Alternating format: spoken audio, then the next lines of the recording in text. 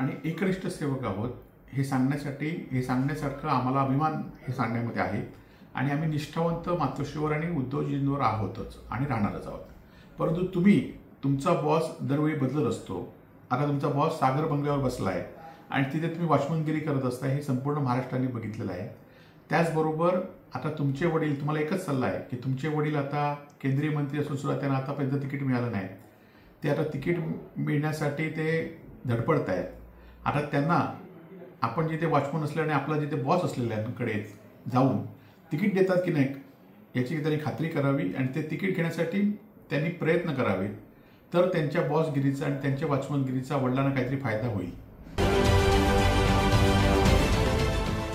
देश विदेशातील प्रत्येक घडामोडींचे लाईव्ह अपडेट मिळवण्यासाठी आता साम टीव्हीच्या सर्व सोशल मीडिया प्लॅटफॉर्मला लाईक, फॉलो आणि सबस्क्राईब करा.